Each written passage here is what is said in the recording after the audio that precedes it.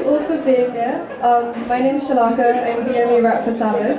And I'm here with Rhona Ezuma and Wase Aguele. Rhona is founder of Thiiird, and Wase is founder and editor-in-chief of Roundtable. And yeah, we're going to have a chat about intersectionality, about being in the creative industries. So Thiiird is a magazine, a biannual print journal that was created by a group of third culture kids. So kids who kind of don't live in the same culture as their parents. And it's a very intersectional magazine, and I was wondering if you would like to talk about that a tiny bit more. Okay, yeah. You said a lot of good things, and now I'm like, oh, okay. So yeah, Thiiird is a biannual magazine. It's a fashion, arts and culture magazine. And we kind of started it. I work in fashion, and I've also worked as a journalist. And we kind of started it just because a lot of us became kind of frustrated with the visual representations of certain communities and people from certain backgrounds. So when it came to like black people, for instance, the representation there wasn't always great. When it came to other ethnic minorities, it was the same thing. And also like people who were queer, the representation of people who were queer sometimes was always treated like this trend or something that was cool, but actually like people live that life. So for us, creating a magazine was about creating a space which treated that perspective or things that deal with those subject matters in a really thorough and real way, quite an honest way as well, and creating a space which was committed to that, so committed to identity politics instead of being making it a trend or just something that's cool or in for the moment. Yeah, so I'd say that was one of the biggest things for us. Yeah, amazing. And Wase, if you wouldn't mind introducing Roundtable a little bit more. Yeah, sure. So, hi everyone. Roundtable Journal is a biannual print magazine, and we're also a website, and we sort of explore, we like to say we explore self, art and womanism. So I started it in the summer of last year. I sort of wanted to create the kind of magazine I wanted to read. I felt like there was a space and there was a gap for a publication that was intersectional and feminist, but also can be quite lighthearted and funny and sort of combined all of those different things. So yeah. Yeah, for sure. And I really found that when I was reading both of the magazines that there's really something to say about seeing yourself in media and seeing yourself kind of in print that you don't get otherwise. So like kind of on that topic, I was wondering, what do you think is the most important aspect of your work at the moment? Is it representation? Is it about pushing boundaries? Or I think right now for us, maybe the most important factor is really honesty, I would say, just because sometimes when you speak to people, like say in our last issue, I had the opportunity to speak to like an artist like Zanel Moholy, loads of like brilliant people, like even like a Bay, we had the chance to speak to them.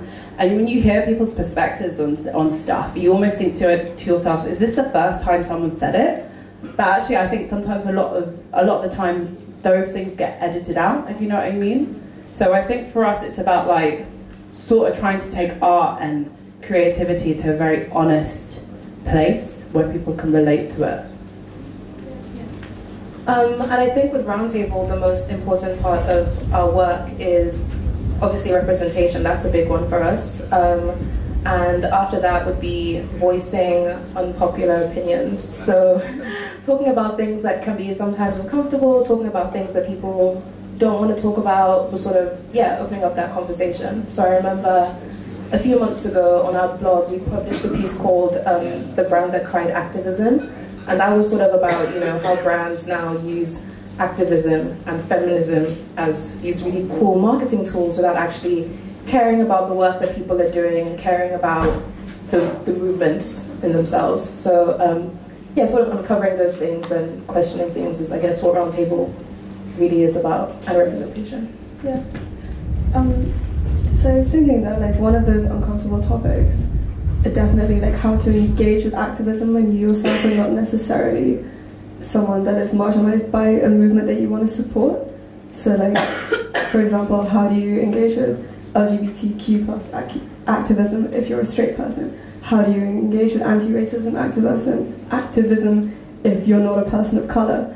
And I find that supporting these intentional spaces, like magazines like Thiiird and Roundtable, or like spaces like BBZ, are a good way. But it's one of those topics that I think requires the input of amazing people like yourselves. So yeah, like, in what ways do you think that people who might not be so marginalized can help and support movements for people that are being oppressed?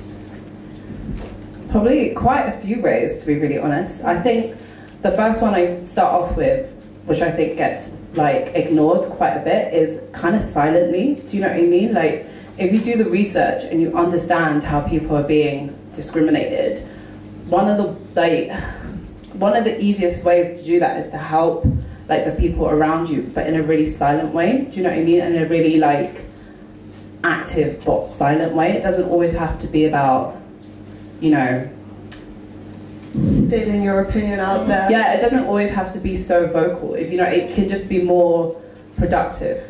You know what I mean? Could actually be garnered towards like an end result. So say, for example, if you know a certain sort of person is less likely to be employed, just help them find a job. Do you know what I mean? That's one of the easiest ways you can help. Another way to help is via being a good ally and using your voice amongst people like yourself.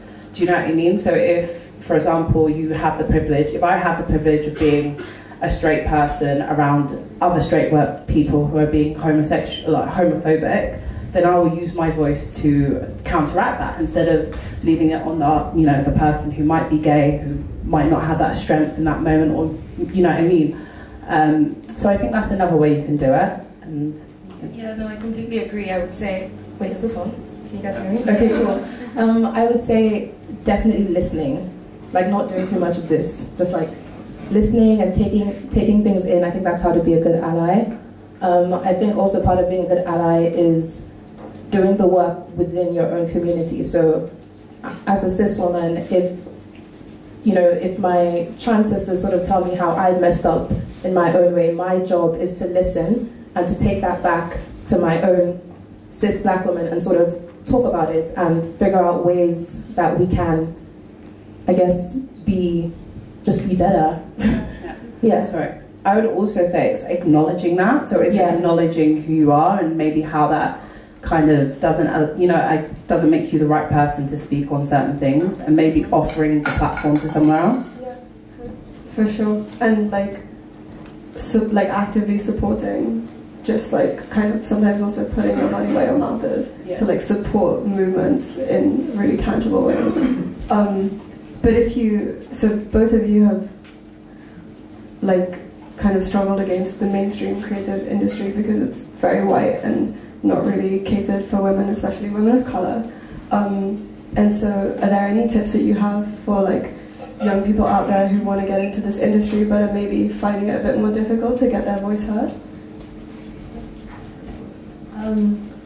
Well, I would say one thing is just to sort of like create your own platform. I think one of the things with Roundtable was that I wanted to write, and I felt like, okay, my writing wouldn't necessarily fit in, what's being published at the moment. So I sort of just decided to get some friends together and sort of create my own space, essentially. So I think that's super important sometimes. Start your own thing. Yeah. I would say don't be afraid to start. I think sometimes factors like money stop people from actually being able to start, whereas what you need to think about is how you can do something. So maybe trying to do things as lean as possible with free resources is a good way to start something up. So if you're someone who did want to print a magazine and it's going to cost a lot, like start off with a blog or an Instagram or something that's going to start it off, if you know what I mean. So I would just say start, basically. Yeah, and just to even add to that, when it comes to money, I think one of the things we did for Roundtable was we crowdfunded for our first print issue, and I think that's part of it as well. People like you want to see your work, and people like you want to hear what you have to say, and they will be supportive of that. So I would just say, yeah, definitely just being lean and crowdfunding. Yeah, for sure. Yeah, reading the piece on Roundtable about the essays that changed your life, I feel like that's something that in mainstream media perhaps articles and pieces aren't as personal and don't really reach other people on such a level, but like Thiiird and Roundtable are both like, yeah, very personal, really intimate sometimes, and really amazing. I wanted to also quickly, I wanted to ask, so both of you started your own magazines and you wanted to make sure that they were intersectional. How did you go about making sure that they were representative but not tokenistic, and being inclusive while not also just kind of unconsciously cherry picking and trying to tick boxes? Yeah, no, I would say just getting the right team together, I think, is really important. I think it becomes tokenism when it's inauthentic, when it's fake, when it, you know, it has a goal that is like to sell or whatever. I think getting the right team together, a team that is diverse, a team that is inherently intersectional, and then the work will follow and be of that same thing. So yeah, I would say it's sort of the same thing. I think magazines are made out of so many different people and so many different people's like opinions and stuff. If you have like a theme or something that you want to explore, if you open it up to people, you'll be surprised by how many different people like connect with it and want to bring something new to the table. So yeah, opening it up. I think that we really found out this issue with Intersect, like the variety of pieces has just been incredible, and they're pieces that span the entire world, so they can be from London or in Dhaka, and they are on such a range of scales as well. Yeah, it's really amazing. I hope that you guys like it. it's beautiful. It really is. It's really nice. Yeah, it's really cool. Yeah. Wait, sorry. I had a really important question. So I was reading Thiiird, and the theme for this, for this issue is community, and was just thinking about how ideas of community and home have been really present, especially in spaces that are geared towards women of colour and queer people of colour. And was just wondering, like, why do you think that these themes of home and community and belonging speak to us, or people like us, on such a level that it's been like quite strong this year? I feel like when you're like, I think for the year anyway, like quite a lot of weird changes have happened in the world, like President, you know, Donald Trump being president, amongst other little things. And I think it just makes people realise that they kind of need to find other people who understand what they're going through. And I feel like you get a strength through reading something that you've experienced. It can be quite a negative experience that you've had, but reading about that experience through someone else, if you know what I mean, and understanding that you're not alone. So I think that's why it's been quite a strong theme for this coming year. And I think that like reading it also really validates your own experience, because you realise that you're not overthinking it, that this is really happening to you and it's happening to other people too. Yes. Yeah, no, I completely agree. I think part of it is, like when it comes to community, I think part of it for me is like having a safe space where I can like let go of my double consciousness, so which is like always being the state of mind, like when I'm walking on the street, constantly thinking of how other people see me, how do I come across to, you know, the white guy working in the city, you know, being in a safe space lets me, you know, let go of that and just be, just be myself. So I think that's why, the theme of community and home is super, super important. Yeah. And then, like, just maybe to wrap things up a bit, since our theme this year is Intersect, I just wanted to ask, like, personally, what does Intersect mean to you? And has there ever been an experience that you've had that has just kind of, I don't know, really brings the word to mind?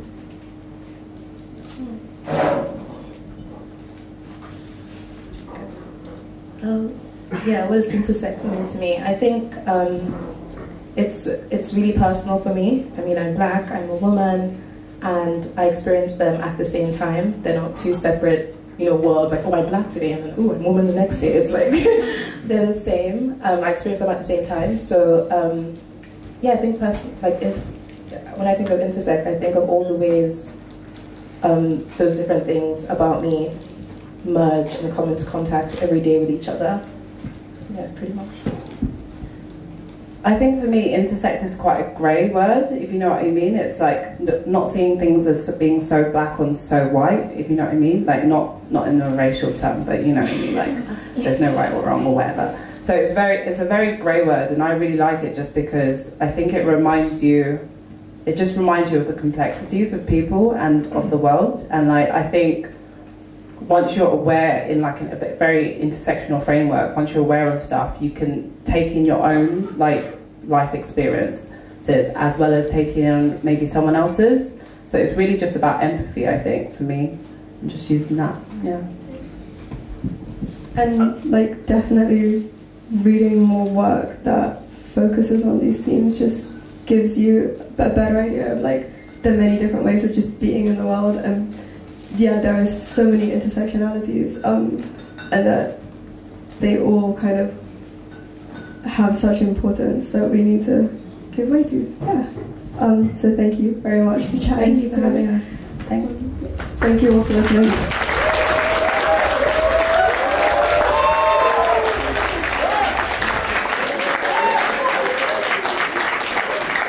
Thank you, that was amazing. We're going to take a little interval now.